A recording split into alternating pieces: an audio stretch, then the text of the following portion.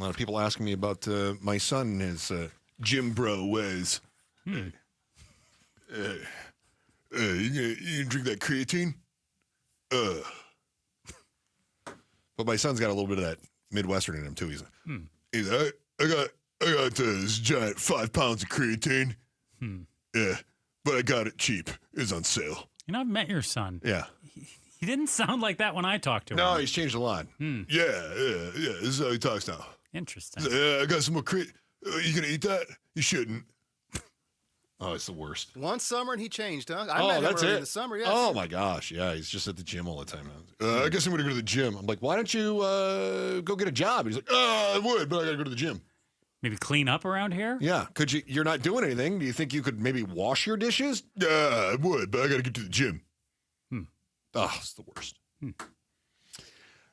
It is a paycheck ghost town, my friend. Paycheck ghost town? Low unemployment is what we hear.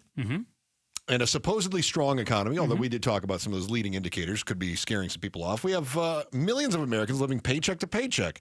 Federal workers, of course, are living paycheck to no paycheck.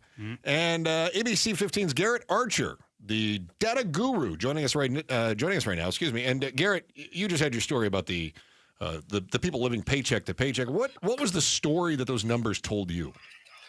So paycheck to paycheck, right? I mean, that's such a very subjective thing to say. I mean, you could be living paycheck to paycheck making 30 grand a year. You could be living paycheck to paycheck making $300,000 a year. So what we looked at is, what are the sort of hard indicators that are behind that? So first of all, living paycheck to paycheck, about 73% of Americans will say to a survey response that they're living paycheck to paycheck, but that can really range. I mean, I've got some surveys I looked at where it was 50%, somewhere it was 73%. There was one survey where 25% said that they have no money left over at the end of the day or at the end of the month. And then 55% on top of that said that, oh yeah, I have a little money left over, but that doesn't necessarily mean they have a paycheck left over. So again, still living paycheck to paycheck. So it looks like if you look at all these, it's anywhere from about, it is the majority of Americans, probably 57 to 75% of Americans that are in that mindset of living paycheck to paycheck.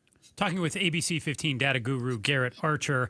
Garrett, you just mentioned that you could be making 30 grand, 300 grand, anywhere in between. Do you have any data on what the average person who says they're living to paycheck is actually bringing home in terms of salary?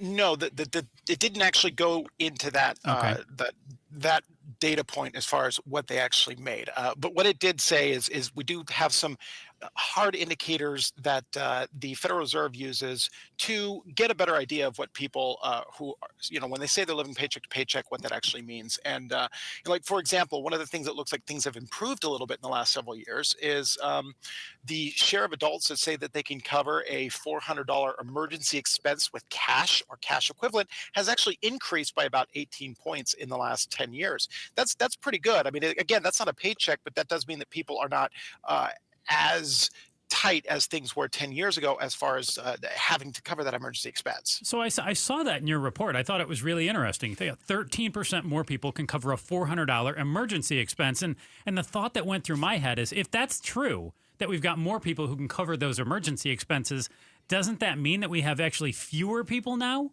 who are living paycheck to paycheck? Yeah, you would think that. But again, paycheck to paycheck is a very subjective term. Yeah. So, you could be, again, making $300,000 a year, but you have such lifestyle creep that you are in fact living paycheck to paycheck. They just happen to be very large paychecks.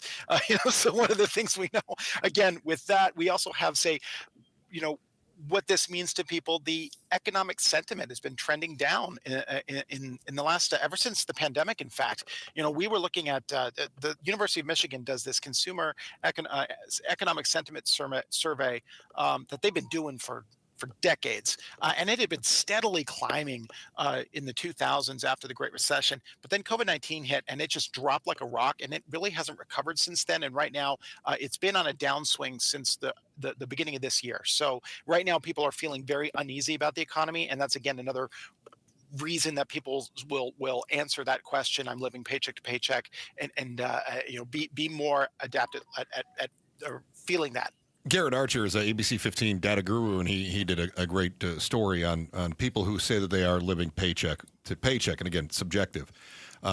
When was the last time we had an emergency that was under $400? That feels like like emergencies are more expensive now than they ever have. Yeah, been, that's too. a very good point. I mean, that's one of the interesting things about survey work. So you want to have this be able to track for several years. And so that's why they asked the specific question of $400 with cash or cash equivalent. But as you point out, with increasing incomes, but that also comes with increasing inflation, you would expect that $400 that should be a little higher. So I guess what they're trying to keep this as standardized as possible, but maybe it is time for them to look at increasing that number. Yeah, keep that up with inflation. Is there a difference between different regions in the country? Is Arizona doing better as far as this particular metric goes than, say, I don't know, Mississippi? What I found now is a lot of times the Sun Belt states sort of trend together. Okay. So Arizona and Mississippi would have a very similar trend in this respect. You see the Midwest states will trend together, the West Coast states, and then New England states will trend together. So yes, I would tell you that Mississippi and Arizona would likely be together in this. Are we doing better than, say, the northeastern states then? Or, I mean, is there anything in the data that would show that? Okay. A lot of this, I don't have that as far as what the regional breakdown is. Great. Garrett Archer from our TV partner at ABC 15. He is their data guru. Thank you so much, Garrett. We appreciate it. Yeah, absolutely. All right. Love talking to you, Garrett. Thanks, buddy. Appreciate it. Take care. Thanks for watching The Chris and Joe Show. Click to see more from Chris and Joe, and tap the button in the middle to subscribe to KTAR News.